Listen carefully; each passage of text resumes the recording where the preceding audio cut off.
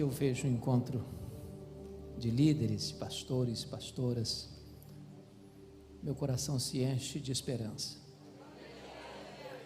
O mundo está muito fragmentado. O mundo está dividido. Ideologias, partidos, ambições. Mas a Igreja de Cristo é uma só. Nós somos um só povo, nós somos um só rebanho, nós somos uma só família. Não há nada mais lindo no mundo do que a Igreja de Cristo. Você chega no lugar onde você nunca foi outrora, vê pessoas que você nunca tinha conhecido antes, e com 5 minutos você se sente em casa. Só na Igreja de Deus acontece isso. Em tempos de crise, a igreja nunca deu marcha ré. Historicamente, a igreja avançou, cresceu, se fortaleceu. E a visão do líder é fundamental nesse momento. Porque enquanto tantos apostam no fracasso, enquanto tantos acham que vamos ter tempos sombrios, nebulosos, a igreja avança. Porque neste vozerio de pessimismo, a igreja tem uma palavra de segurança. Deus está no trono, as rédeas da história estão em suas mãos, e nós temos uma mensagem que não conhece fracasso, é o Evangelho de Jesus Cristo. É o poder de Deus para a salvação de todo aquele que crê. Então, mais do que nunca, você e eu precisamos estar encorajados, porque a igreja, e só a igreja tem a resposta para esse mundo. Continue pregando, continue sonhando, continue aguardando coisas grandes de Deus. Empreenda grandes projetos no reino de Deus. Eu quero repartir com vocês um texto, e talvez eu vou ter que dividir esse texto em 2 partes, para não passar por ele com muita rapidez. Está em Atos dos Apóstolos, capítulo 20, e eu peço que você abra. Nós vamos ler todo o texto agora, e vamos até onde o pastor vai me dar um sinal. Levantou a mão, comandante manda, o soldado raso obedece. Então, e aí dá uma parada e retoma depois. Atos 20, a partir do verso 17.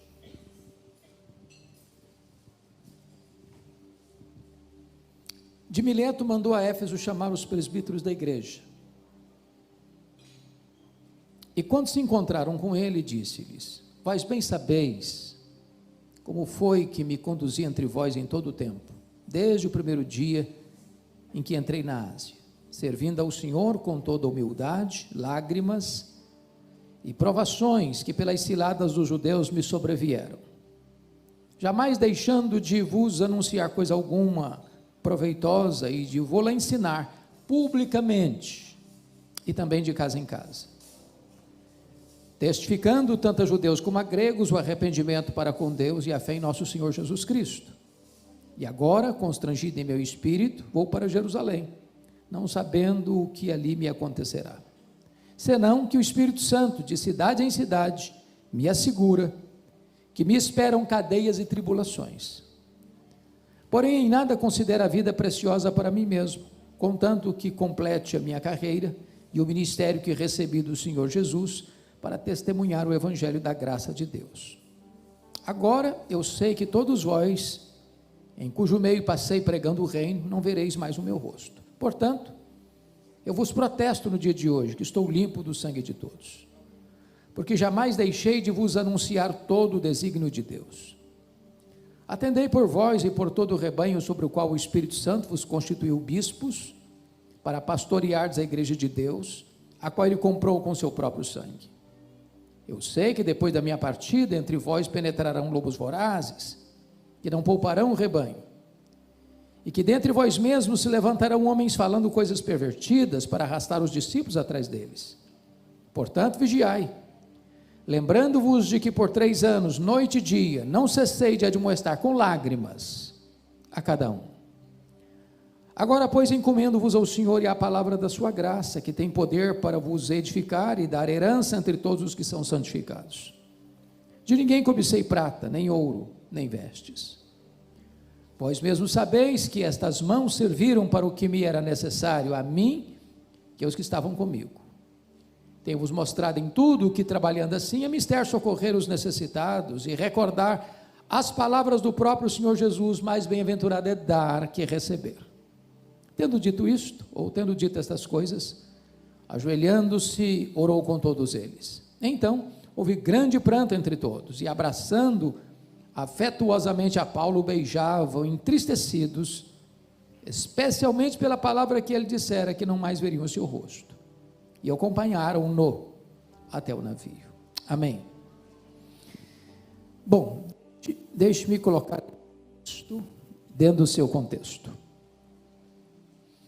Paulo passara 3 anos em Éfeso, na sua 3ª viagem missionária. Éfeso era a capital de uma província, a Ásia Menor. Na época, uma cidade metropolitana com mais de 300 mil habitantes, uma das maiores do mundo da época. Éfeso hospedava o templo da deusa Diana, 4 vezes maior do que o Partenon de Atenas, uma das 7 maravilhas do mundo antigo. A cidade de Éfeso era uma cidade fortemente ligada ao comércio, porque a rota do mundo passava por ali. Éfeso era uma cidade idólatra, porque o templo da deusa Diana, além de ser uma beleza raríssima, era também o principal produto do comércio dos pessoas que chegavam e saíam de Éfeso, os turistas de Éfeso. Os nichos do templo, miniaturas do templo, era o principal produto de souvenir. Além de ser uma cidade idólatra, era uma cidade fortemente marcada pelo ocultismo. Agora pensem comigo que Paulo chega ali em 3 anos. Sobrenaturalmente ele impacta a cidade, a ponto da idolatria recuar, dos feiticeiros convertidos queimar os seus livros em praça pública, avaliados em mais de 50 mil denários, a palavra de Deus prevalecer na cidade, e em 3 anos ele plantar igrejas em toda a província: Esmirna, Pérgamo, Tiatira, Sardes, Filadélfia, Laodiceia, Colossos e Hierápolis. Eu fico pensando hoje, com toda a tecnologia que temos, televisão, rádio, bíblias impressas, folhetos, internet, Facebook, Instagram, Zap, tudo mais. Um pastor chega numa cidade de 300 mil habitantes, em 3 anos, via de regra, nem conhecido ele é na cidade ainda. Não tem outra explicação para o êxito de Paulo em Éfeso, a não ser a obra soberana e sobrenatural do Espírito Santo na sua vida e através da sua vida.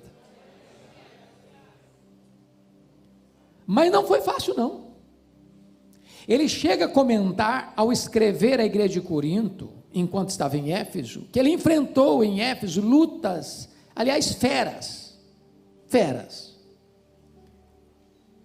Ele enfrentou tribulação acima da sua força, a ponto de desesperar-se da própria vida. Parece que quanto mais pressão a igreja enfrenta, mais a igreja avança, mais a igreja cresce. Sucesso no ministério não é ausência de tensão, não é ausência de pressão, não é ausência de tempos difíceis. E então agora, depois de 3 anos, Paulo está saindo de Éfeso, indo para Jerusalém para levar as ofertas que ele recolhera entre as igrejas antigas para os pobres da Judéia, em virtude da fome que assolou o mundo no período de Cláudio, imperador Cláudio. E então ele para aqui em Mileto, chama os presbíteros para uma espécie de discurso de despedida, onde ele vai abrir o coração e partilhar com eles suas instruções de como eles deveriam se portar na igreja. E esta palavra de Paulo com esses presbíteros, que ele chama também de pastores e de bispos, serve para nós hoje como que um farol a guiar os nossos passos, nos tempos turbulentos em que estamos vivendo. O mundo está em convulsão, estamos vivendo uma onda de cristofobia no mundo inteiro. Países que outrora tinham coragem e orgulho de levantar a bandeira do evangelho, parece que estão enrolando esta bandeira, se envergonhando dela. E é nessa hora, irmãos, que nós, pastores e líderes, precisamos nos levantar. Que as cortes recuem, que os parlamentos recuem, que os palácios recuem, a igreja não há de recuar, em nome de Jesus.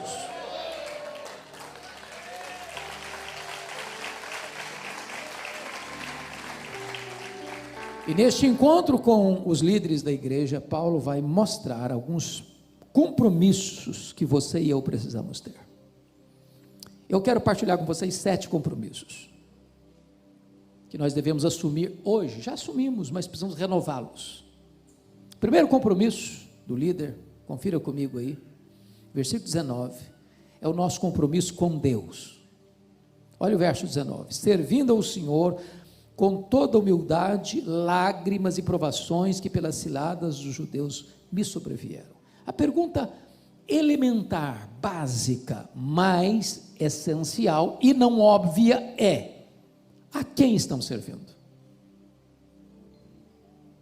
Porque é possível que a gente entre para o ministério, realize o ministério com motivações equivocadas. Servimos a nós mesmos? Servimos a denominação? Servimos à igreja? Servimos a grupos da igreja? A famílias da igreja? A quem estamos servindo? Porque quem serve a Deus não depende de aplausos e nem se desencoraja com críticas. Quem serve a Deus não está atrás de holofotes. Quem serve a Deus não levanta monumentos a si mesmo. Quem serve a Deus não tem medo de perseguição. A quem estamos servindo? Porque se isso não estiver claro no nosso coração, irmãos, nós podemos até fazer uma grande obra, mas a motivação não é boa, não está certa. E vocês sabem disso, Deus está mais interessado em motivação do que em ação. O fato, entretanto, de nós estarmos a serviço de Deus, não significa que vamos ter vida fácil. Ele diz, pelo fato de estar servindo a Deus, ele tem que fazer isso com humildade, ele tem que fazer isso com lágrimas, ele enfrenta provações, ele enfrenta até ciladas. Há determinados problemas que você só enfrenta pelo fato de estar servindo a Deus, pelo fato de você não negociar princípios e valores. O mundo nunca vai nos aplaudir pelo fato de estarmos servindo a Deus, porque o mundo sempre odiou Jesus, e ele vai odiar Jesus em nós.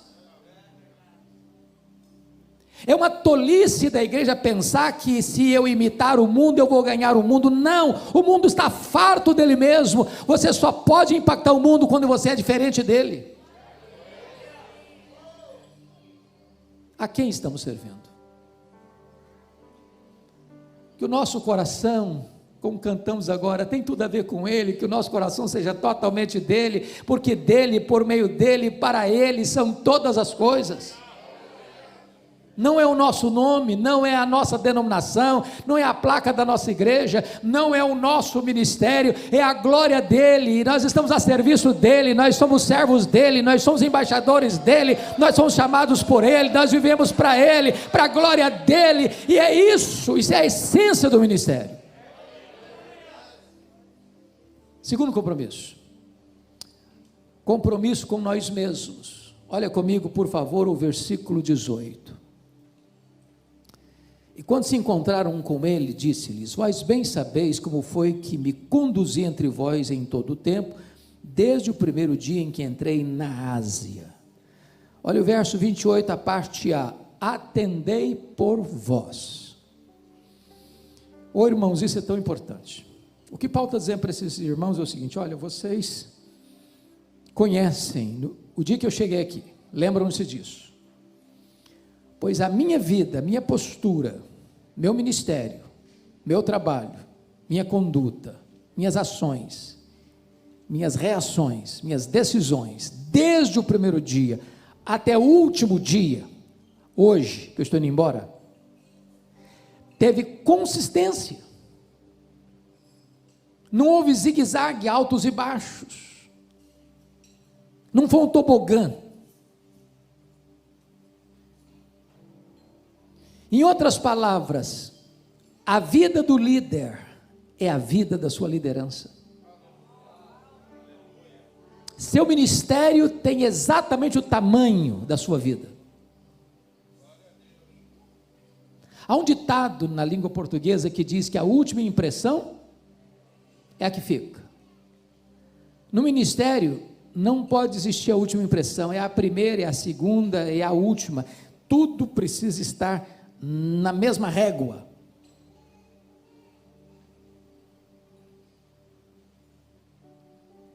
É claro que você e eu somos sujeitos a falhas, a erros, a pecados. É claro que Paulo também não está aqui defendendo o perfeccionismo, no sentido de que o líder não peca, o líder não transgride. Não, nós somos pecadores. Aliás, quanto mais santo você for, mais consciência de pecado você tem. As pessoas que mais choraram pelos seus pecados não foram as pessoas que mais pecaram, foram as pessoas que mais perto de Deus andaram. Paulo chega a dizer: eu sou o maior dos pecadores, eu sou o menor dos santos. Aliás, eu não sou nem digno de ser chamado apóstolo. Mas nós precisamos cuidar da nossa vida, do nosso coração, das nossas motivações. Por isso Paulo diz: atendei por vós. Talvez a ovelha mais difícil do rebanho é aquela que nós vemos diante do espelho.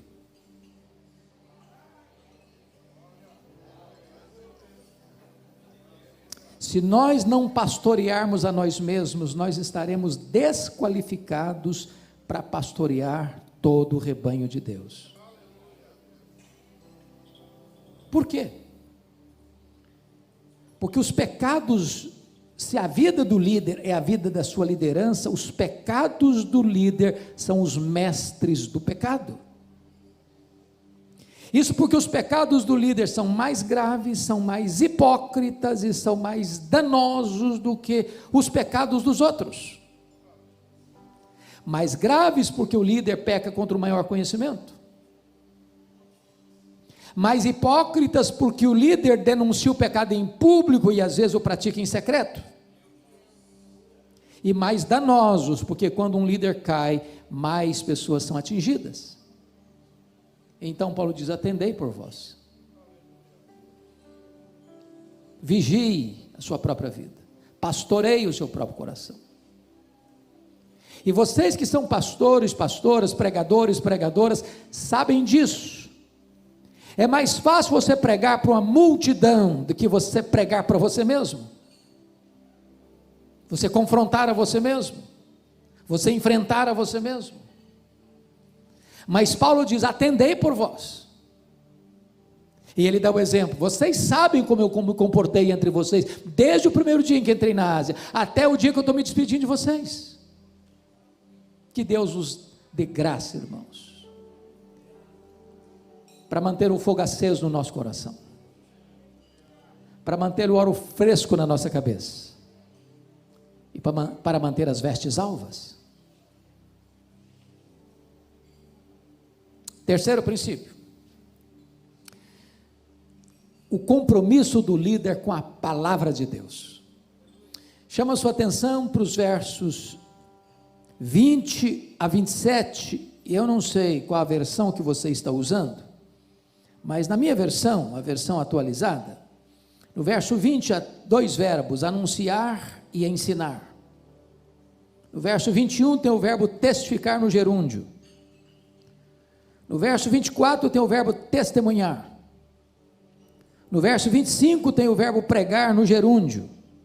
E no verso 27 tem o verbo anunciar. Obviamente, todos esses verbos estão relacionados com a palavra de Deus.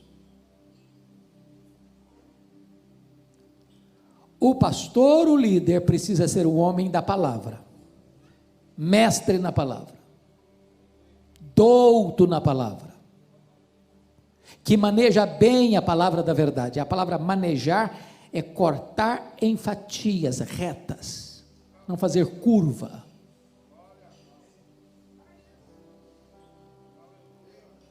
Você precisa comer a palavra, se alimentar da palavra, amar a palavra.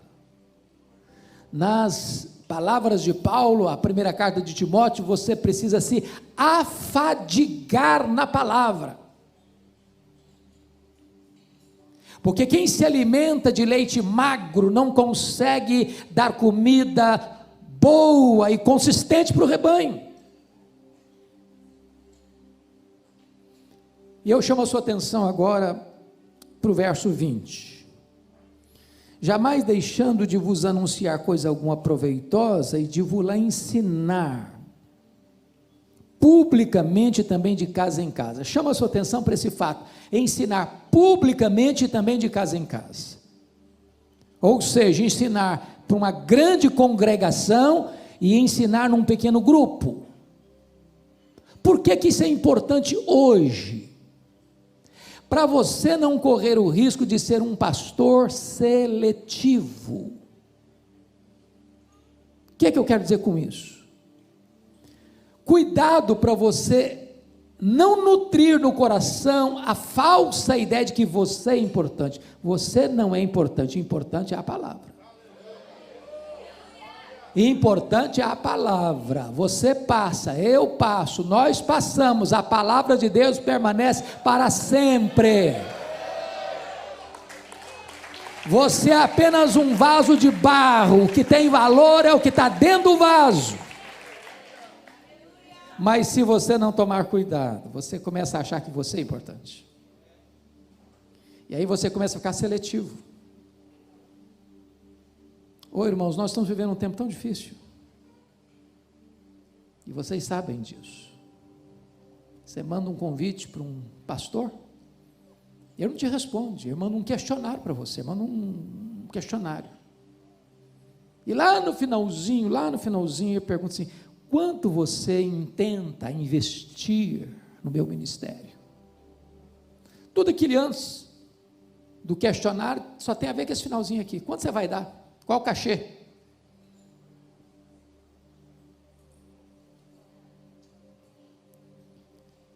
Certa feita, fui convidar um cidadão para pregar, não consegui falar com ele porque ele estava blindado.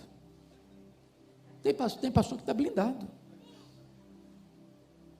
Com muito custo consegui falar com a secretária, e quando eu fiz o convite, ela disse assim: não, nosso pastor não prega mais em igreja, só prega em grandes encontros. Eu não me contive, disse: então, fala para o seu pastor que ele é mais importante do que Jesus, do que o apóstolo Paulo. Porque pelo que me consta, Paulo ensinava publicamente e também de casa em casa. Pelo que me consta, Jesus pregou os seus melhores sermões para uma pessoa só. Então, cuidado, pastor, para você não achar que você é grande. E ao receber um convite de uma igreja pequena, ou de uma igreja de bairro, ou de uma congregação de chão batido, não, lá eu não vou, eu sou agora um cara muito importante, eu só vou em grandes igrejas, ou em grandes congressos. Para com isso. Para com isso. Eu não estou dizendo que você não possa ser estratégico e responsável com a mordomia do seu tempo, não estou dizendo isso não. O que estou lhe dizendo é para você vigiar o seu coração. Eu gosto e faço isso. Atenda algumas agendas propositadamente daquela igreja de baixar a portinha assim, ó. Faço questão.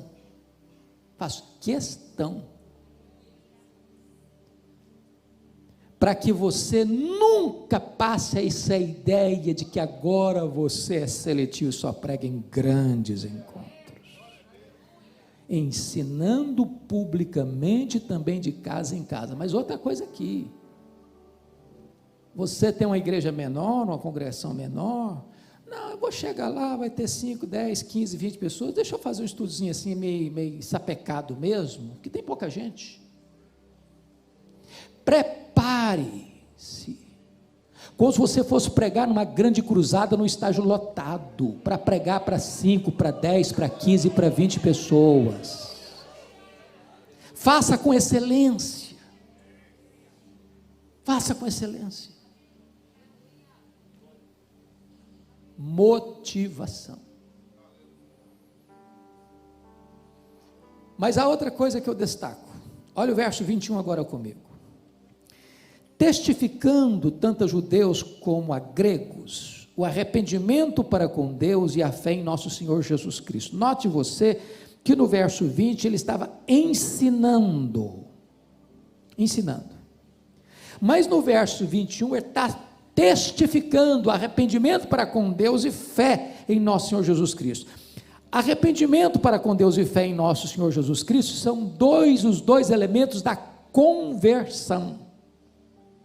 O que você notou aqui? Paulo é um mestre no verso 20 e Paulo é um evangelista no verso 21. Mas qual a importância de frisar isso aqui agora? É porque, irmãos, nós estamos vivendo uma época em que a vasta maioria dos pastores que estão saindo dos seminários dizem assim: eu tenho o dom de mestre, mas não de evangelista.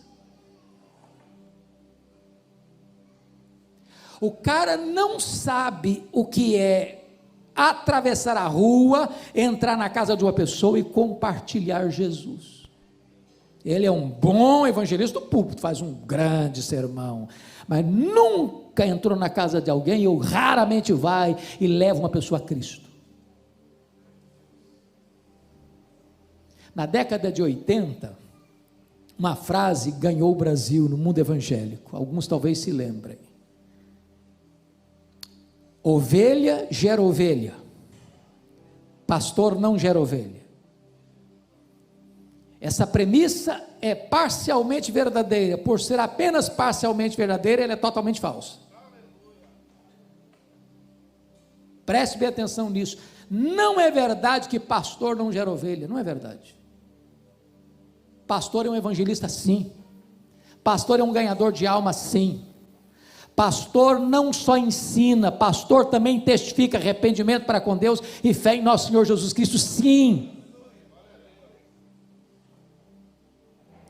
Eu não sei a realidade da denominação dos irmãos todos que estão aqui, mas via de regra, as igrejas hoje estão querendo mais performance, e em muitos seminários hoje ninguém mais dá uma aula, vai para um seminário se não tem mestrado, outros exigem doutorado. Lá no passado, quando eu fiz seminário, e não foi tanto tempo assim, um pastor de igreja dava aula, talvez tinha de fato um pouco de limitação no conhecimento, mas botava fogo no coração da gente, fogo no coração da gente. Hoje o que acontece? O professor de um seminário é tempo integral, tem mestrado, doutorado, pós-doutorado, e aí ensina o pastor a ser um cara de gabinete. Ele é mestre, mas não é evangelista. Aí o cara tem doutorado, pós-doutorado, e mais um porque, e a igrejinha está desse tamanho e fica desse tamanho. Sabe por quê, filho? Quem não semeia não colhe. Não adianta.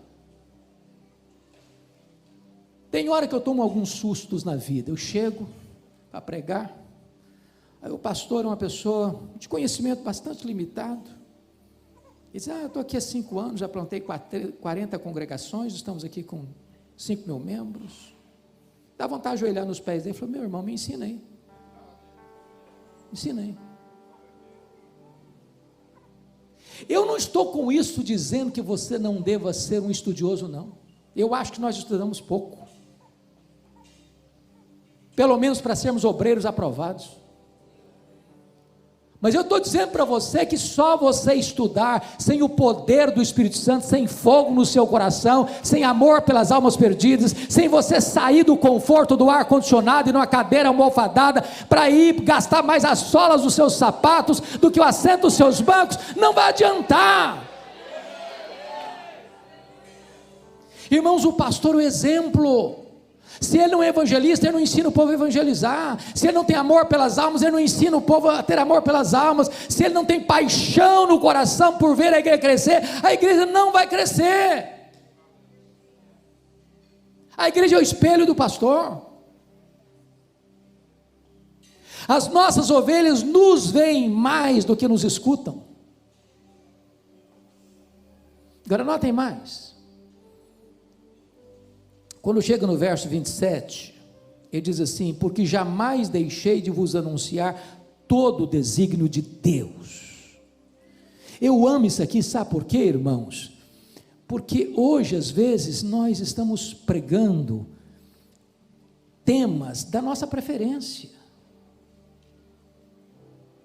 Nós até pregamos a palavra, mas não pregamos toda a palavra. Nós somos seletivos. E eu não vejo outra forma de você pregar todo o desígnio de Deus, desculpem dizer isso agora, sem você conhecer e talvez experimentar com grande entusiasmo o que significa pregação expositiva. Eu, quando vou pregar numa igreja, via de regra, eu chego à conclusão na leitura do texto. Irmãos, vamos abrir a Bíblia. Eu leio o texto. Aí, terminou de ler a Bíblia, o povo faz assim, ó. Qual a conclusão que você chegou? Esse povo, primeiro, não está acostumado com pregação expositiva. Segundo, esse povo não espera que eu vou trabalhar esse texto. Terceiro, esse povo está dizendo para mim o seguinte: olha, não importa o que o texto diz, eu quero saber o que o senhor tem para falar. Quer dizer uma coisa para você, filho: o pregador só tem um compromisso, é ler a Bíblia, é explicar a Bíblia e aplicar a Bíblia.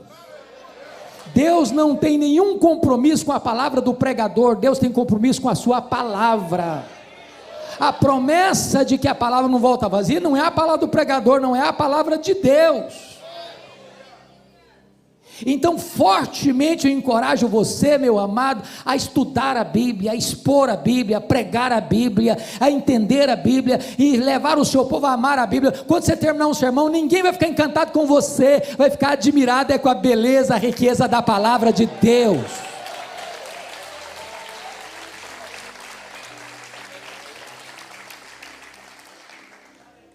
Quarto princípio. Olha comigo, por gentileza, o versículo 24. Porém, nada considero a vida preciosa para mim mesmo, conquanto que eu complete a minha carreira e o ministério que eu recebi do Senhor Jesus, para testemunhar o evangelho da graça de Deus. Há 3 coisas que eu chamo a sua atenção aqui, fundamentais. Primeiro, vocação. Vocação. Ministério que recebi do Senhor Jesus Cristo. Paulo não é um voluntário. Paulo é alguém que foi chamado.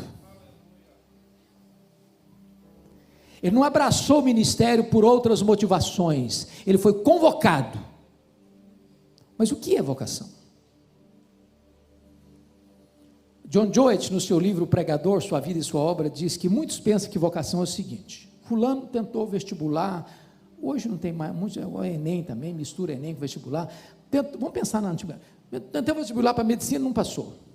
Aí o cara tentou vestibular para engenharia, também não passou. Aí ele tentou para advocacia, também não passou. Aí ele tentou para economia, também não passou. Aí dá um start na cabeça, claro, gente, claro, olha aí. Óbvio, Deus está me chamando para o ministério. Toda a porta fechada é porque Deus está me chamando para o ministério. Isso não é vocação, não. Vocação é quando você tem todas as portas abertas e você só enxerga uma porta. É o chamado de Deus para a sua vida. Isso é vocação. Algemas invisíveis. Você pode até tentar recuar, mas isso vai ser um fogo no seu coração. Vocação. Ô irmãos, quantas pessoas estão no ministério sem brilho nos olhos? Meu Deus, que loucura! Um dia eu estava numa reunião de liderança de pastores, de avaliação do trabalho do ano, e peguei o relatório de um pastor, e eu fiquei pasmo. Ele fez 35 visitas no ano. Uma igrejinha de 100 membros. Eu chamei o cidadão e falou: você deve ter errado aqui, eu acho que você botou os dados do mês no ano. Eu falei: não, do ano mesmo. Fui apertando o cara, apertando o cara. Falei: onde você estava, meu filho? Eu estava na internet. Ô irmãos, tem pastor que sabe tudo das igrejas dos colegas, tudo, mas não cuida da igreja dele. Ô varão, se você foi chamado, põe a sua alma nisso, põe o seu coração nisso, põe a sua energia nisso, põe a sua mente nisso. Você tem que pensar na igreja 24 horas por dia. Meu Deus, me dá estratégia, meu Deus, me dá sonhos, meu Deus, o que é que eu tenho que fazer? Meu Deus, põe no meu coração a tua direção. Oh meu Deus, se tu me chamaste, eu quero estar por inteiro, por completo aqui nesta obra. Me perdoe de dizer isso, talvez eu possa até entristecer alguns aqui, mas tem muito pastor que o sonho da vida dele é ser vereador. O sonho da vida dele é ser vereador. Meu amado irmão, eu gostaria de dizer para você o seguinte: aquilo que Spurgeon disse para os seus alunos: meus filhos, se a rainha da Inglaterra convidar vocês para serem embaixadores em qualquer lugar do mundo, não rebaixem de posto, vocês já são embaixadores do Rei dos Reis e do Senhor dos Senhores. Apaixone-se pelo ministério. Deus chamou você para a mais honrosa vocação do mundo: ser portador de boas novas de salvação. Segundo, abnegação. Olha o versículo 24 de novo: em nada considero a vida preciosa para mim mesmo. Por que ele está dizendo isso? Ele está dizendo isso porque enquanto ele estava indo para Jerusalém, levando muitas ofertas, era tanto dinheiro, que até o rei ficou interessado um pouco nessa grana. Tanto dinheiro, que alguém podia dizer: bom, esse povo vai fazer uma festa para Paulo em Jerusalém. E ele está dizendo: o Espírito Santo está me assegurando de cidade em cidade, que o que eu vou enfrentar pela frente são cadeias e tribulações. Eu estou levando dinheiro, oferta, ajuda, socorro para eles, mas em resposta, o que o Espírito Santo está me garantindo aqui é que vou ser preso. Talvez se fosse hoje, bom, eu não vou lá não, eu vou mandar uma comitiva levar o dinheiro, não vou lá nada, vou para que eu vou para lá? Estão querendo me prender? Mas não vou. É nessa conjuntura que ele diz: mas em nada considero a vida preciosa para mim mesmo. Irmãos, o ministério tem muitas alegrias. Se eu tivesse 10 vidas, eu queria ser pastor em todas elas. Mas não tem ministério sem luta, não. Se você quer viver uma vida mansa e tranquila, então desista do ministério. Tem luta sim. Quem está procurando ministério para ter segurança econômica, status social, prestígio, desista. Ministério é para gente abnegada. Para a gente que diz que não importa o que vai acontecer comigo, eu quero ser pastor. Não importa o que vai acontecer comigo, eu quero continuar pregando. Não importa se problemas vêm, se a tempestade chega, se a perseguição vem, se as pessoas vão lutar contra mim, se vão falar mal de mim. Não importa o que vai acontecer comigo pela frente, eu quero estar comprometido com esta vocação. A terceira coisa nesse versículo aí, e a gente dá o break que o pastor pediu. Pode seguir, pastor? Então vamos seguir. Vamos seguir. Tá. Terceiro ponto. Paixão. Vocação, abnegação, paixão. Em nada considero a vida preciosa para mim mesmo, conquanto que eu complete minha carreira e o ministério que eu recebi do Senhor Jesus para testemunhar o evangelho da graça de Deus. Oh, amados irmãos, que coisa preciosa é você testemunhar o evangelho da graça de Deus. Sabe por quê? Você tem a garantia de que você não vai fracassar. Nenhum empresário tem garantia de que não vai fracassar. Nenhum comerciante tem garantia de que não vai fracassar. Mas você tem garantia de que você vai ter êxito. Porque este evangelho é o poder de Deus para a salvação de todo aquele que crê.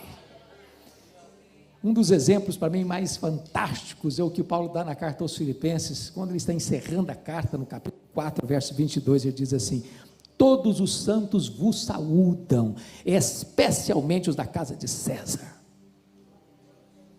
O que era a casa de César? Era um antro de corrupção, de traição, de prostituição, de violência, onde tinha harém de homens e de mulheres, onde os soldados eram treinados para matar crianças, velhos, grávidas. Era um lugar onde tinha os banhos públicos com muita promiscuidade. Era um lugar onde tinha altares aos muitos deuses. Um lugar que não tinha adjetivos para defini-lo, porque se Roma era a cloaca do mundo, não tinha adjetivo para caracterizar a casa de César. Eu estou falando de César aqui, é o Nero, aquele que mandou matar sua mãe, aquele que mandou crucificar os crentes, aquele que mandou queimar os crentes em praça pública, aquele que era louco a ponto de matar membros da sua família. E aí Paulo podia chegar lá e falar: não, isso aqui é jogar pérola aos porcos. E num lugar tão terrível quanto este, ele prega a palavra mesmo algemado, e conversões, e conversões, e conversões, e conversões, e conversões, e conversões. Se você pregar a palavra de Deus num prostíbulo, vai ter conversão lá. Se você pregar a palavra de Deus numa boca de fumo, vai ter conversão lá. Se você pregar a palavra de Deus num bar cheio de bêbados, vai ter conversão lá, porque a palavra de Deus é poderosa.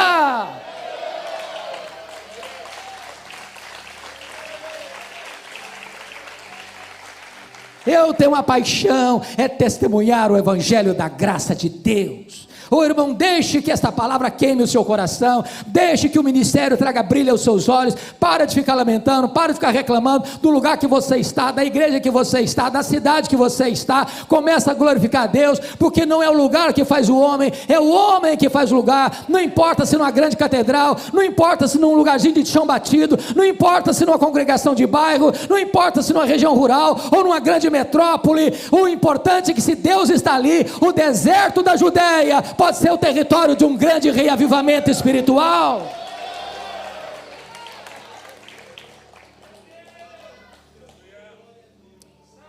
Quinto compromisso. Olha comigo, por favor, o versículo 28 a 30.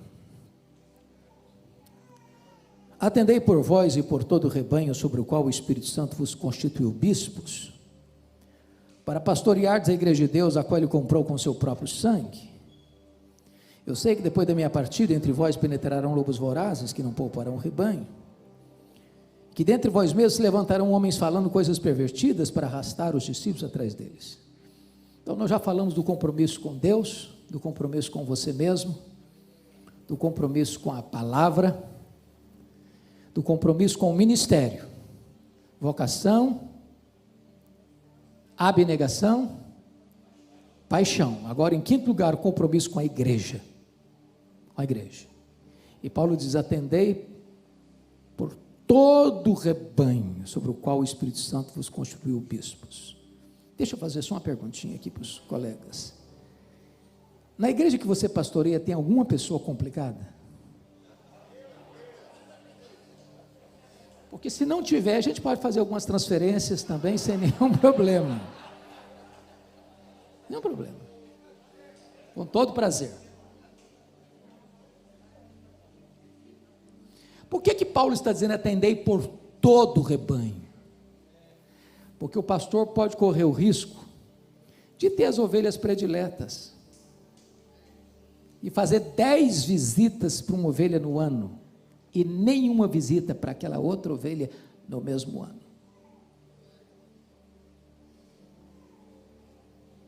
Há ovelhas que mordem o pastor, que escoiceiam o pastor, que abalou o pastor. E Paulo diz: atendei por todo o rebanho. Nas palavras de um pastor mais experiente, quando Deus permite isso, é lixa grossa, para dar uma limpada na gente, para botar a gente no nosso devido lugar, para você não achar que você está com uma bola cheia demais, vira um balão de vaidade. Atendei por todo o rebanho.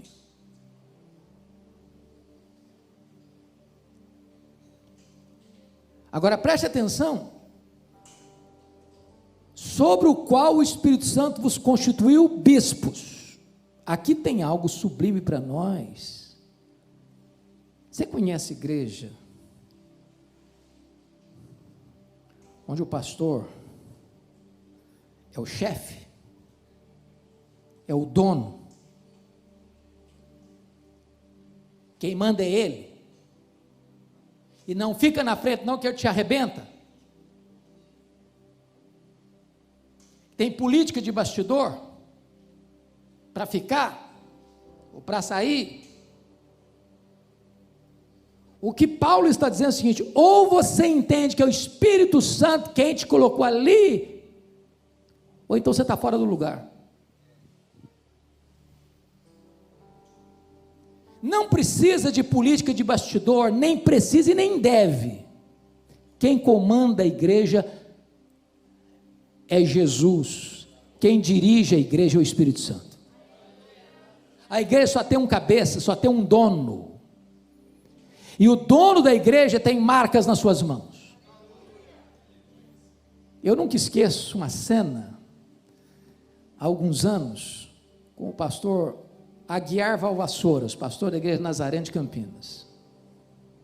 Eu estava no carro com ele, ele dirigindo, eu aqui do lado, o carona, e um pastor jovem atrás.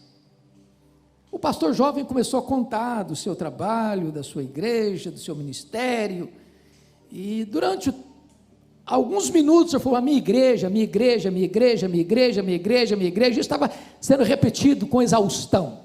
Lá pelas tantas, o pastor Valvassouras fez um gesto que me marcou. Tirou a mão direita do volante, botou a mão para trás assim, e disse: bota a sua mão aqui, filho. Aí o pastor botou a mão na mão do pastor, o pastor deu uma alisada na mão e disse assim: eu não estou vendo marcas de cravos nas suas mãos. Não só fala mais nada não, eu queria morrer.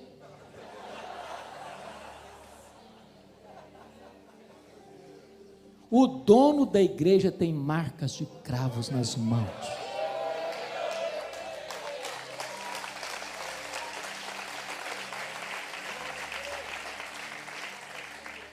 Ô irmãos, como isso é bonito, porque se você sabe que é o Espírito Santo quem botou você ali, você enfrenta a luta, você enfrenta a oposição, você enfrenta a perseguição, você enfrenta a traição, você vai para frente, você é um leão.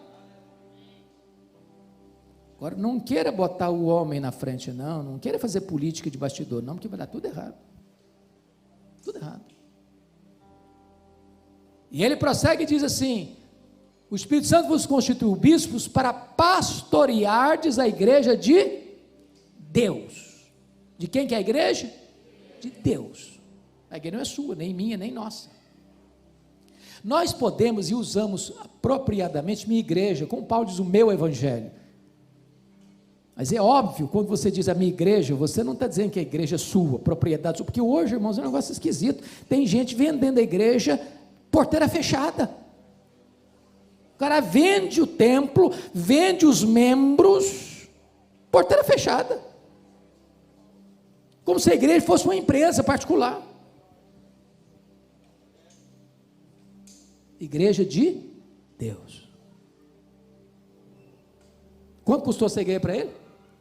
Que ele comprou com o seu próprio sangue, porque o sangue do seu filho é o seu próprio sangue. Quando você compreende isso, amado, você começa a entender então qual o seu valor. Você está cuidando do alheio, você está cuidando daquilo que não é seu, você está cuidando daquilo que é de Deus. Você é um mordomo, você é um servo, você não é o chefe, o chefe é outro. O chefe está sentado no trono, e o chefe tem marcas de cravos nas suas mãos.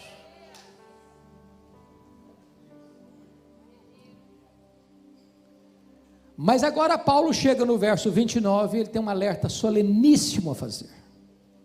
Preste atenção, você que tem talvez o hábito de grifar como eu, preste atenção. No verso 29 ele diz: eu sei que depois da minha partida, entre vós, grife a expressão entre vós. Depois no verso 30 ele diz: e que dentre vós, grife a expressão dentre vós. Aí eu pergunto para você, no verso 29, eu sei que depois da minha partida, entre vós penetrarão lobos vorazes que não pouparão o rebanho. A pergunta é: os lobos estão dentro ou estão fora aqui? Os lobos estão dentro ou estão fora aqui no verso 29? Dentro. Vocês leram direito? Leiam outra vez. Leiam de novo. Os lobos estão fora, querendo entrar. Querendo entrar. Quem são os lobos? Os falsos mestres, os falsos profetas, aqueles que não trazem o ensino fiel das Sagradas Escrituras. Vocês acham que tem falsos mestres hoje? Tem lobos hoje?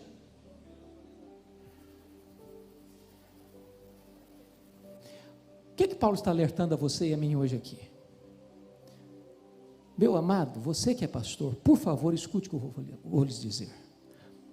Por favor, nunca convide alguém para estar no púlpito da igreja que Deus lhe confiou, se você não sabe quem é essa pessoa.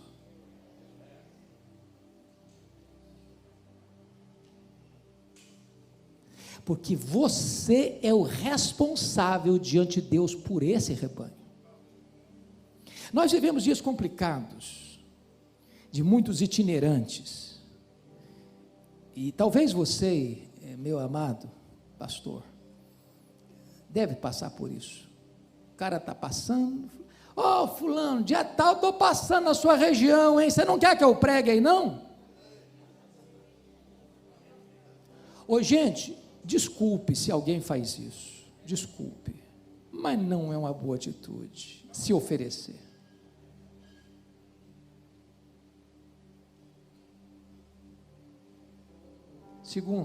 Segundo, não pense que todo mundo que diz que é de Deus, de fato é de Deus. Deixa eu lhes dar um pequeno exemplo.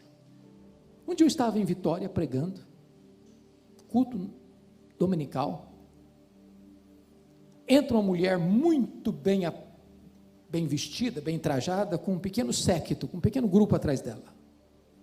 Sentou no terceiro, quarto banco, não me lembro direito, mas não sei como essa mulher mandou um bilhete para mim no púlpito, enquanto eu pregava. Terminei de pregar, abri o bilhete, e ela disse assim no bilhete: o Espírito Santo me mandou aqui hoje, e eu quero que o senhor me dê a palavra, porque tem uma mensagem para esta igreja, da parte de Deus. Bom, peguei o bilhete, li o bilhete, dobrei o bilhete, botei no bolso, terminei a mensagem, impetrei a bênção. Fui lá para a porta da igreja abraçar os crentes. Essa mulher, cuspindo fogo, chegou e botou o dedo no meu nariz e diz: o senhor impediu que o Espírito Santo falasse à igreja hoje? E eu respondi para ela: o Espírito Santo falou, a senhora que não ouviu. Eu preguei a palavra de Deus aqui hoje. Falei: eu não sei quem é a senhora, não sei de onde a senhora vem, não sei no que a senhora crê, mas pela sua petulância, eu sei que Deus não tinha uma palavra de Deus através da senhora para aqui não. Essa mulher fez um estrago na vida de muitas igrejas em Vitória.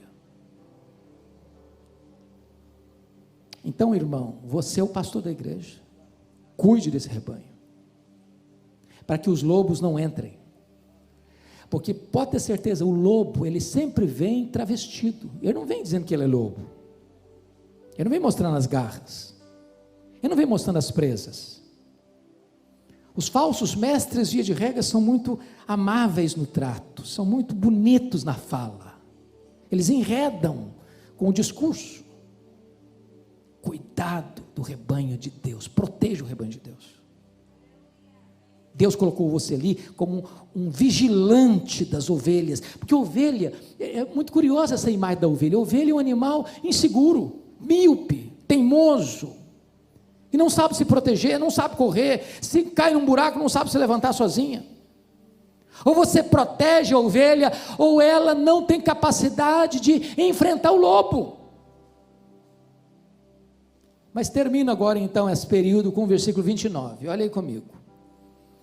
Eu sei que depois da minha partida entre vós penetrarão lobos vorazes que não pouparão o rebanho. A expressão aí agora é dentre vós. Eu pergunto, o lobo está dentro ou está fora aqui? Está dentro, travestido, enrustido, disfarçado, querendo se levantar e se manifestar para fazer o quê?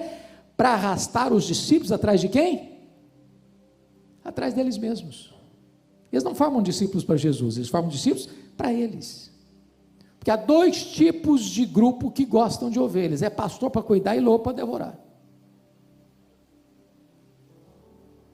Quantos de nós conhecemos história de pessoas que se levantaram de dentro da igreja para fazer um levante, um motim, e arranca pessoas, levam atrás deles mesmos? Cabe ao pastor, cabe à liderança da igreja cuidar disso, para que essas pessoas que estão ali, disfarçadas de ovelhas, mas não são ovelhas, não levem esse rebanho para o sacrifício. Deus nos constituiu não apenas como pastores, mas também como vigilantes das ovelhas que Ele nos confiou. As ovelhas não são nossas, as ovelhas são de Cristo, o bom pastor. Que Deus nos ajude. 5 dos 7 princípios que Paulo transmitiu àqueles presbíteros da igreja de Éfeso: compromisso com Deus, consigo, com a palavra, com o ministério e com a igreja. Agora eu gostaria então de repartir com vocês os últimos 2 princípios que ele vai ensinar, e que certamente são oportunos e necessários para a nossa vida hoje. O 6º princípio está aí nos versos 33 a 35. De ninguém cobicei prata, nem ouro, nem vestes. Vós mesmos sabeis que estas mãos serviram para o que me era necessário a mim e aos que estavam comigo. Tenho-vos mostrado em tudo que, trabalhando assim, é mister socorrer os necessitados e recordar as palavras do próprio Senhor Jesus: mais bem-aventurado é dar que receber. O princípio aqui é o compromisso do líder com dinheiro. Com dinheiro. Esse é um ponto muito sensível, de muita atenção. E eu quero dizer por quê. Porque penso que há 2 extremos, polarização sobre esse assunto. O primeiro extremo, irmãos, é quando o pastor é motivado por dinheiro. Jesus Cristo não chamou César de Senhor. Jesus Cristo não chamou nem mesmo o diabo de Senhor. Mas Jesus chamou o dinheiro de Senhor. Diz que ninguém pode servir a dois senhores. O dinheiro exige tempo integral, dedicação exclusiva. E há muitos pastores que optam por esta ou aquela igreja, pelo critério do dinheiro. Talvez você e eu já tenhamos conhecimento, eu pelo menos tenho, de um pastor que chega numa igreja, com entusiasmo, comunica para o rebanho sua alegria em estar ali, de como Deus o enviou para ali. Daqui a 3 meses, ele recebe um convite de uma igreja maior, que paga o dobro do salário, e ele chega para a igreja e diz: meus irmãos, o Espírito Santo está me mostrando que Deus tem coisas mais amplas para mim. Quando toda motivação para ir da igreja A para a igreja B, foi o salário maior que vai receber. Eu não tenho nenhum problema com um pastor que sai da igreja A para a igreja B,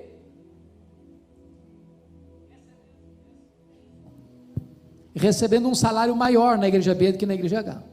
Nenhum problema.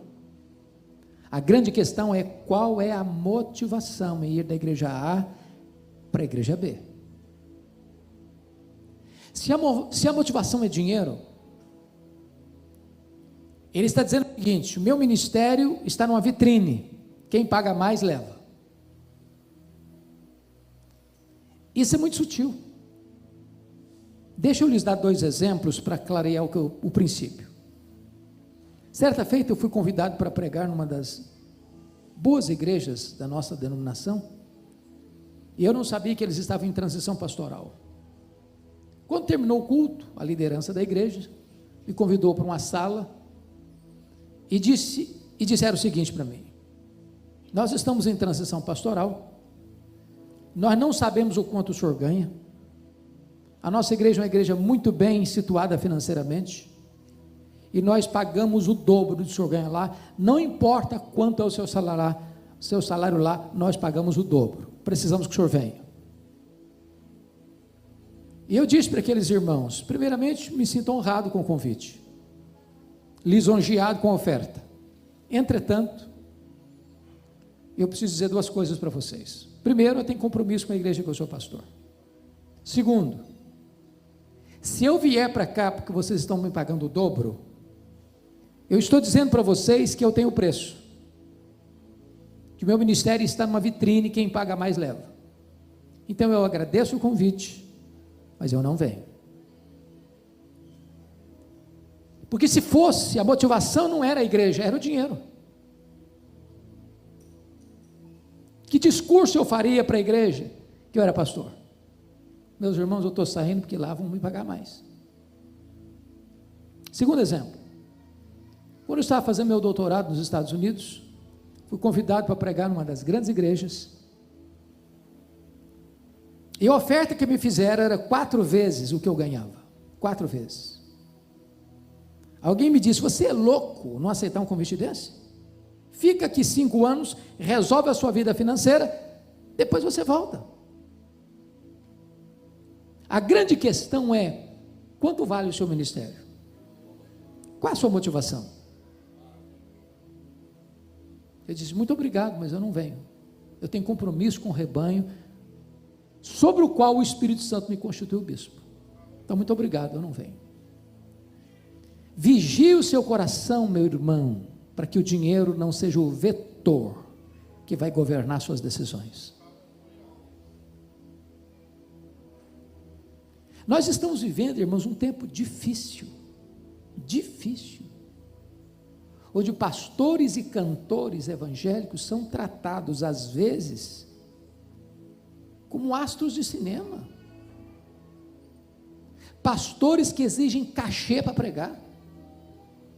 Cantores que só pregam se o cachê for muito bom. E quando nós contribuímos para essa cultura, nós nos tornamos coparticipantes desse pecado. Eu não tenho nenhum problema de convidar um pregador, e eu sempre fiz isso, e honrar a pessoa que eu convido, com oferta.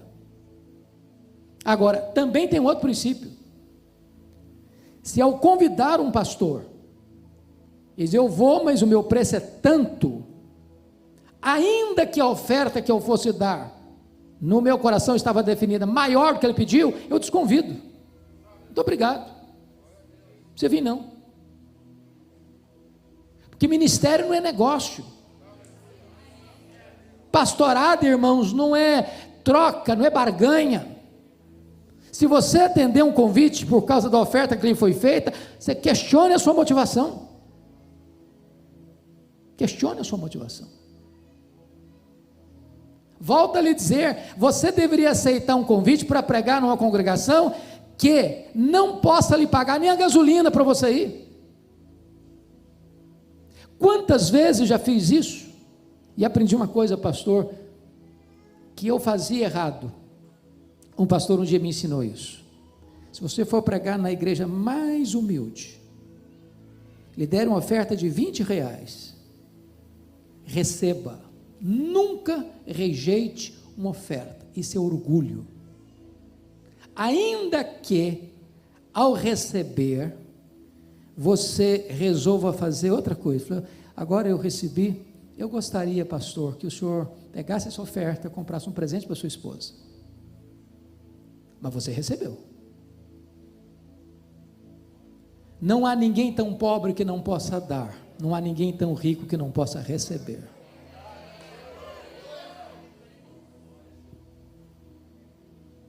Agora, nós não podemos contribuir com essa tendência, irmãos, de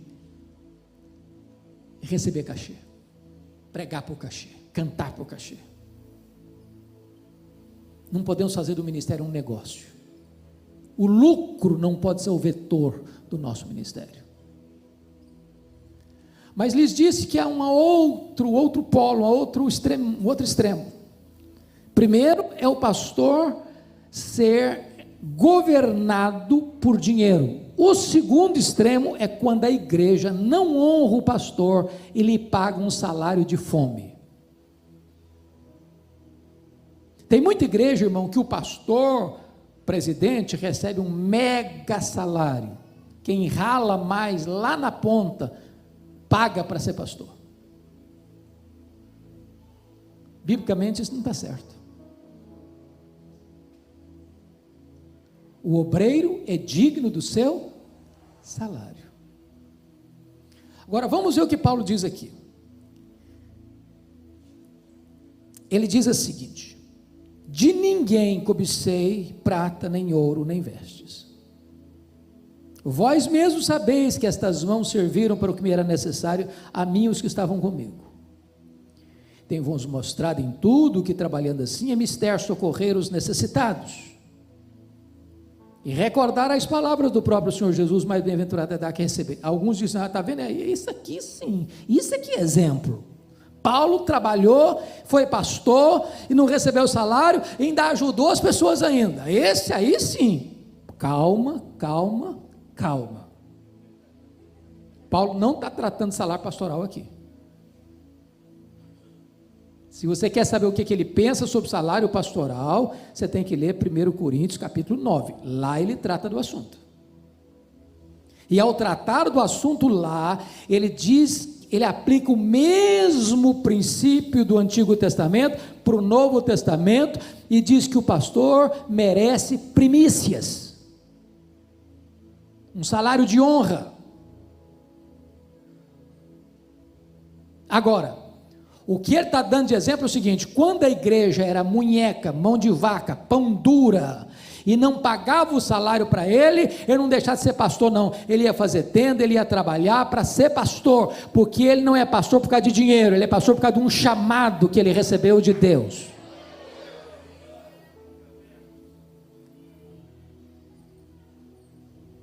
Então, se eu estou falando para um líder de igreja aqui hoje, que define o salário pastoral da igreja, Meu irmão, não permita que o seu pastor tenha um salário de fome, que o seu pastor não durma de noite sabendo como é que ele vai pagar as contas.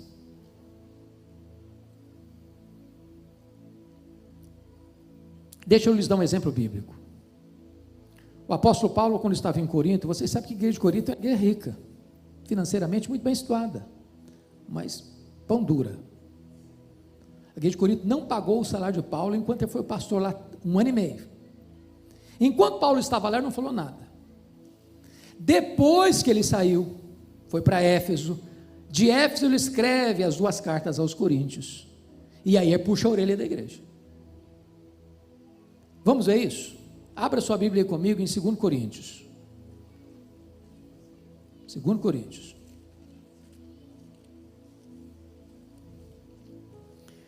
Lá no capítulo 11, versículo 8. Se eu fosse membro da igreja de Corinto, eu ficaria com vergonha de receber essa carta. Olha aí comigo. Obrigado. 2 Coríntios 11, 8. Olha aí comigo. Paulo diz assim: despojei outras igrejas, recebendo salário para vos poder servir. Que é isso, Paulo?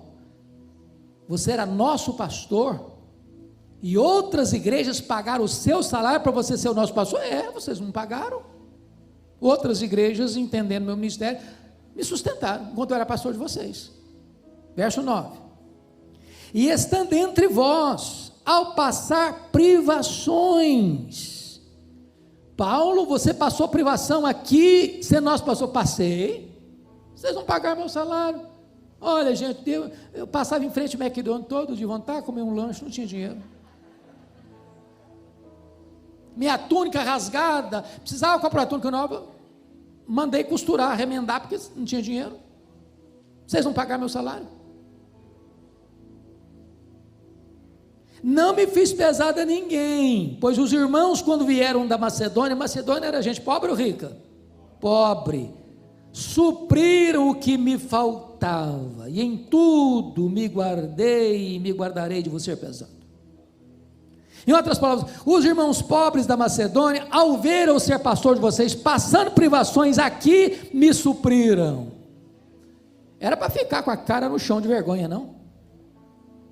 Mas ele dá o tiro da misericórdia nessa igreja, no capítulo 12, verso 13. Olha o que ele diz aí: porque em que tendes vós sido inferiores às demais igrejas? Aí ele chama a igreja de Corinto da igreja inferior, a última nota mais baixa na avaliação de todas as outras igrejas. Porque em que tendes vós sido inferiores às demais igrejas, senão neste fato de não vos ter sido pesado? Perdoai-me esta injustiça. Trocando em miúdos, sabe o que ele está dizendo? Igreja de Corinto, de todas as igrejas, vocês foram a última escala, última nota.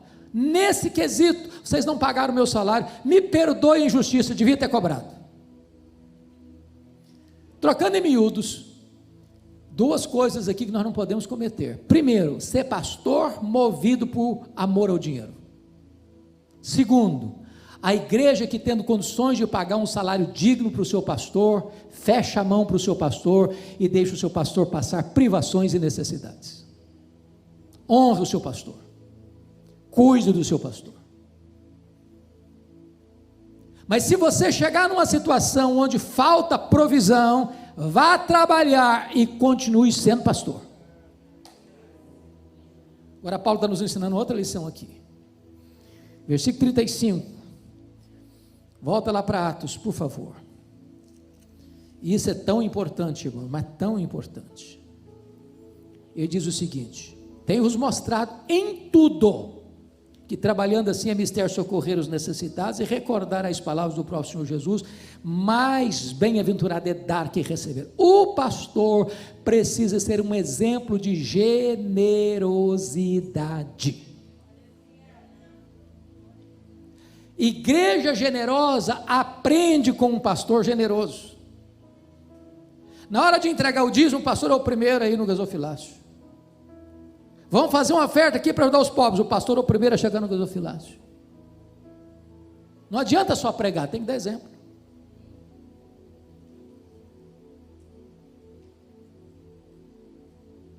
Oh, amados irmãos, como isso é fundamental, porque as nossas ovelhas aprendem muito mais olhando para nós do que escutando a nós. Generosidade é a alegria de dar. Estou falando de barganha não, porque tem muita gente hoje que dá com motivação errada. Se você der 900, vai receber 10 mil. Bom, se a minha motivação é de receber 10 mil porque eu dou 1.000, minha motivação é dinheiro. Eu dou para a glória de Deus, eu dou para socorrer o necessitado. Eu sei que Deus é o Deus que retribui. Deus não fica em dívida com ninguém. Quem ajuda o pobre, diz Provérbios, empresta a Deus. A alma generosa prosperará. Aquele que retém mais do que é lícito, vaza pelos dedos, é pura perda. Se você é generoso, Deus certamente vai multiplicar a sua sementeira, mas cuidado com a motivação. Deus está mais interessado em motivação do que em ação. Então, o líder precisa saber muito bem como é que ele cuida de dinheiro. Quer ver uma coisa muito simples? Desculpe dizer isso. Pastor, não cuide de finanças da igreja, sobretudo se você estiver sozinho. Mas eu sou honesto. Claro que você é honesto, mas a Bíblia diz que você tem que fugir da aparência do mal. Quando Paulo levantou aquela grande oferta entre as igrejas antigas para mandar para Jerusalém, perceba isso, ele não levou a grana não, ele nomeou uma comissão para levar. Isso é transparência, isso é cuidado, isso é prevenção. Então, pastor, cuidado com dinheiro, não faça obra por amor ao dinheiro. E igreja, cuide do seu pastor, dando a ele um salário digno. Mas o último princípio, 7º princípio, veja comigo, por gentileza, versos 36 a 38. Tendo dito estas coisas, ajoelhando-se, orou com todos eles. Então o grande pranto entre todos, e abraçando afetuosamente a Paulo, o beijavam, entristecidos especialmente pela palavra que ele dissera, que não mais veria o seu rosto, e acompanharam-no até o navio. É a relação do pastor com a afetividade. Bom, Paulo estava em Éfeso há 3 anos. É claro que ele não chegou hoje e já nomeou presbíteros. Claro, ele plantou a igreja, relacionou-se com aqueles irmãos, discipulou aqueles irmãos. Depois eles foram eleitos presbíteros. Então tinha menos de 3 anos que Paulo se relacionava com eles. Tempo suficiente para eles criarem um relacionamento tão bonito, tão profundo, tão leal, que quando Paulo está se despedindo deles, num lugar público, eles se abraçam, eles se beijam, eles choram, demonstram afeto. Irmãos amados, eu tenho percorrido o Brasil, tenho pregado em igrejas ultra-ortodoxas, que se uma mosca voar, você escuta o barulho, e igrejas ultra-pentecostais, onde você tem que pedir calma.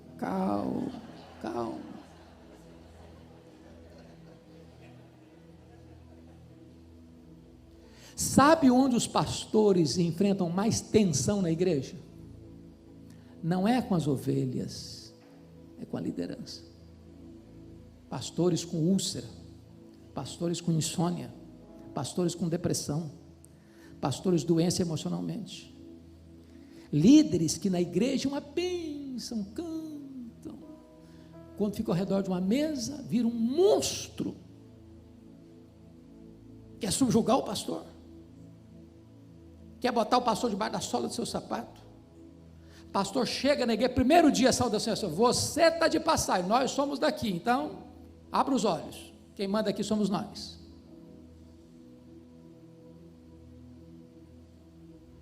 Seus líderes precisam ser os seus amigos mais achegados.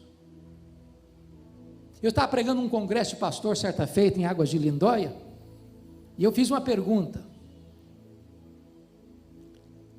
e a pergunta que eu fiz aos pastores foi essa: qual foi a última vez que você beijou os seus presbíteros, seja presbítero, diácono, seu líder da sua igreja? Houve um silêncio sepulcral na sala, ninguém levantou a mão. Tomei um susto, até que um mais corajoso levantou no fundo da sala e respondeu assim: beijar não beijei não, mas vontade de morder eu tive algumas vezes.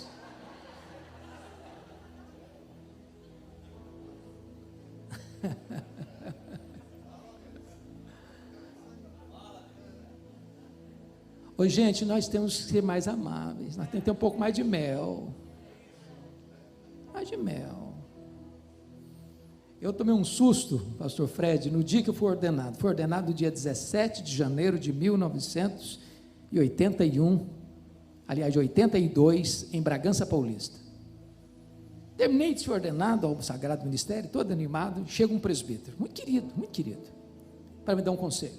Ele disse assim: olha, você é jovem, você é solteiro ainda, então quando você estiver cumprimentando as pessoas, e chegar uma mulher, estica bem o braço, estabeleça o limite. Eu tomei um susto, eu disse: meu irmão, primeiro conselho que estou recebendo, sinto muito, mas não posso obedecer, por duas razões. Primeiro, porque eu acho que a Bíblia não me ensina isso. Segundo, porque eu não sou assim, eu abraço até poste no meio da rua. Não dá para mim esse trem, não. Agora, o que eu vou prometer ao senhor é o seguinte: eu quero abraçar a criança, a adolescente, a jovem mais bonita da igreja, a senhora e a vovozinha de 90 anos do mesmo jeito. Do mesmo jeito. Se a pessoa vier tirar uma casquinha, você chega para lá também com educação. Não precisa ser indelicado, não. Com educação. Se você quiser tirar a casquinha, então bote a boca no pó e se arrependa. Agora, seja amável com as pessoas. Seja doce. Pastor tem que ter cheiro de ovelha. Pastor é aquele que a criança corre e abraça as suas pernas e pula no seu colo. Trate os seus líderes com honra. Pare de querer ser, esse aqui é meu protegido, é meu amigo, o outro lá, e começa a fazer política de bastidor. Para com isso. Ama seu povo, ama essas ovelhas. Uma coisa é amar a pregação, outra coisa é amar as pessoas para quem você prega. Eu escutei de uma estrela por aí afora: eu gosto da multidão, mas de gente não. Esse negócio de gente me encostar, me cumprimentar, me abraçar, não dá para mim. Aí sabe o que está acontecendo hoje? O cara chega para pregar, na hora que vai pregar, e acabou de pregar, e racha fora. Não gosta do culto, não gosta do louvor, não gosta da congregação, não gosta do povo. Ele gosta do glamour, ele gosta do holofote. Pastor tem que ser amável. Pastor tem que chorar com o que chora. Pastor tem que se alegrar com o que se alegra. Pastor tem que ir na casa do pobre e do rico do mesmo jeito. Deixa eu lhes dar 2 exemplos para encerrar. Um dia eu estou abraçando o povo na porta da igreja, depois do culto. Aproxima-se uma irmã e diz assim: pastor, o senhor sabe por que eu valorizo tanto o seu abraço aqui na igreja? Eu falei: não sei não, filha, por quê? Ela me respondeu: porque é o único abraço que eu recebo na semana.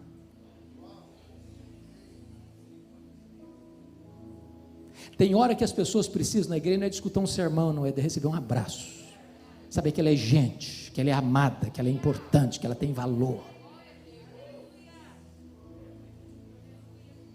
Cuidado para você não ir jantar só na casa dos ricos. Vai jantar na casa daquele irmãozinho que bota salame na mesa, e aquele salame tem muito mais valor do que uma picanha maturada. Um dia uma irmã me telefonou, disse: pastor, eu estou ligando para o senhor porque está muito longe, está muito difícil eu ir para a igreja, porque eu moro sozinha, é complicado, então eu estou dizendo para o senhor que eu quero ficar aqui na igreja perto da minha casa. Eu respondi assim para ela, falei: ô filha, só tem um problema, você é tão querida, tão amada, tão importante aqui, que nós não podemos abrir mão da sua vida. A mulher começou a chorar, do outro lado da linha, e disse assim para o pastor: não quero ir para outra igreja, coisa nenhuma, eu só precisava escutar isso do senhor hoje. Se eu dissesse: não, minha filha, é isso mesmo, você mora sozinha, fica aí mesmo, que fica melhor para você. Ela falou: está vendo aí, eu não valho nada mesmo, não tem importância nenhuma mesmo, o pastor me descartou mesmo, e ficava lá e não ficava triste ainda. As ovelhas precisam saber que você as ama, que você tem compromisso com elas, que você está do lado delas, que você está disposto a dar a vida por elas. Pastor precisa ter coração franqueado para Deus e para as ovelhas de Deus. Que Deus nos ajude. Amém. Muito obrigado, irmãos.